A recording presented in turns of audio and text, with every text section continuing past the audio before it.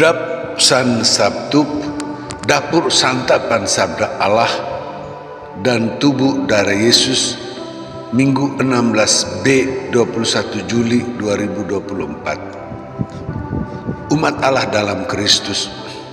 Santapan sabda hari Minggu 16 ini dari kitab Nabi Yeremia, Mazmur, surat Paulus kepada umat Efesus, dan Injil kabar gembira Markus.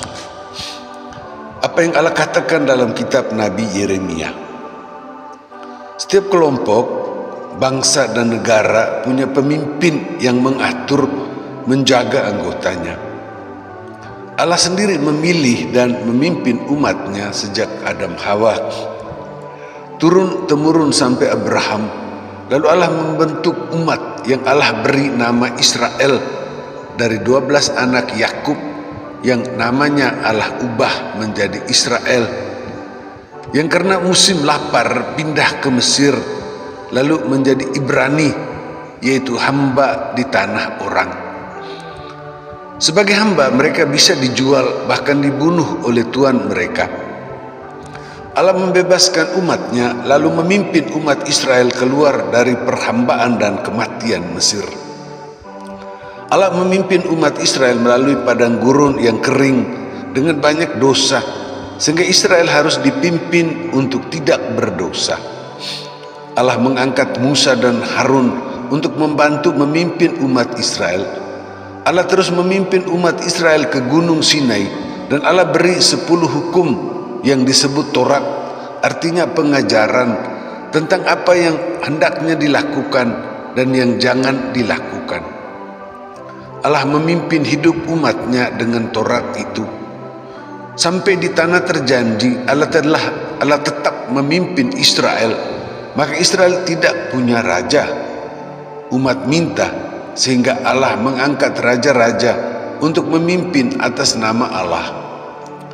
Para pemimpin ini sebagai gembala yang membantu Israel supaya hidup baik dengan Allah dan sesama. Tetapi para pemimpin tidak menggembalakan umat dengan baik. Allah dalam Nabi Yeremia mau menghentikan para pemimpin itu dan mengangkat pemimpin lain. Sebuah tunas yang Allah angkat untuk memimpin atas nama Allah menurut contoh Daud yang adalah raja yang paling besar di Israel. Maka Israel akan hidup aman dan pemimpin itu diberi nama Tuhan keadilan kita. Artinya umat mengalami bahwa Allah memimpin umatnya, sehingga umat mengalami kebaikan jiwa dan badan. Apa yang Allah katakan dalam kitab Nabi Yeremia ditanggapi Mazmur. Kalau hewan dikandangkan, maka makanan harus disediakan dan diberi. Bangsa Israel berjalan di padang gurun sambil menggembalakan hewan. Di padang gurun rumput sangat sulit dan air hampir tidak ada. Maka gembala harus memimpin hewan untuk mencari rumput dan air. Ada banyak bahaya pencuri atau binatang buas. Hewan tidak bisa membela diri, maka gembala harus membantu. Keselamatan dan hidup hewan ada di tangan gembala yang memimpin mereka. Apa yang Allah katakan dalam kitab Nabi Yeremia ditanggapi Mazmur, dipenuhi dalam Injil kabar gembira Markus.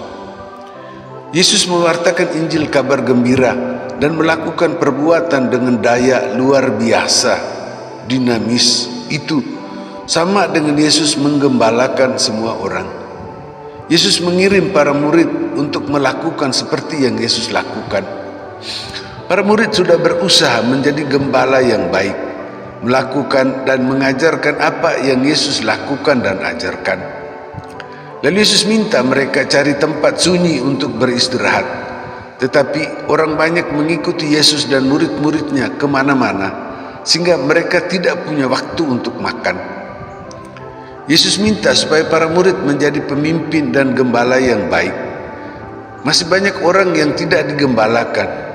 Yesus merasa kasihan dengan orang-orang itu. Yesus mengajar mereka dan terus melakukan kebaikan. Yesus menggembalakan mereka.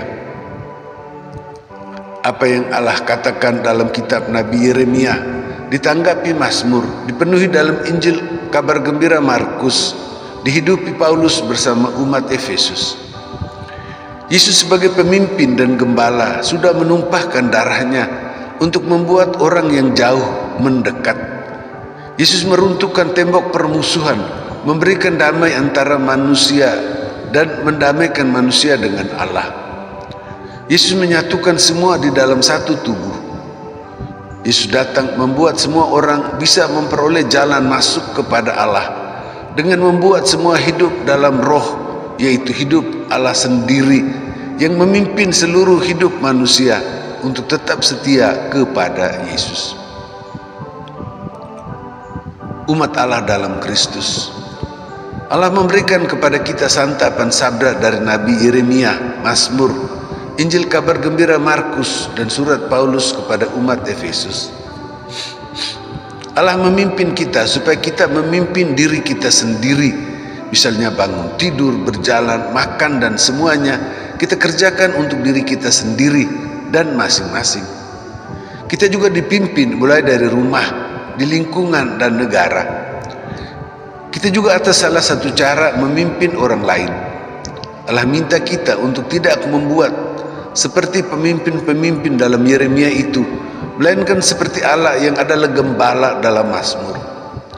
Kita juga seperti Yesus yang adalah Tuhan keadilan kita, sudah menunjukkan kepada para murid bagaimana memimpin. Kita jangan sampai membuat orang lain terlantar seperti domba yang tidak punya gembala. Kita seperti Paulus yang memimpin umat Efesus yang juga saling memimpin. Yesus sudah membuat kita jauh menjadi dekat. Kita menjauhi permusuhan. Yesus membuat kita menjadi baru dan mengikuti Taurat yang penuh dalam Injil kabar gembira yang Yesus wartakan. Dengan itu kita dipimpin oleh Yesus untuk bersama-sama masuk kepada Allah. Allah memberikan kepada kita santapan sabda dalam Nabi Yeremia, Mazmur, Injil kabar gembira Markus, surat Paulus kepada umat Efesus, dan Yesus memberikan kepada kita santapan tubuh darah Yesus. Allah gembala itu memimpin kita dan membuat kita hidup dalam keselamatan dengan Allah. Kita ini domba-domba yang dirawat oleh Allah, gembala kita. Yesus memberikan kepada kita sabda dan kepenuhan Taurat. Lalu Yesus memberi kita damai dan hidup yang aman di dalam Allah. Yesus memberikan diri untuk kita semua, menyerahkan daging dan darah Yesus untuk kita. Kita juga hendaknya memimpin semakin banyak orang bergabung. Dengan memberi diri bersatu dengan kita, Yesus memimpin kita masuk kepada Bapa di dalam roh, sehingga kita semua mengalami keselamatan yang penuh bersama dengan Allah. Demikian.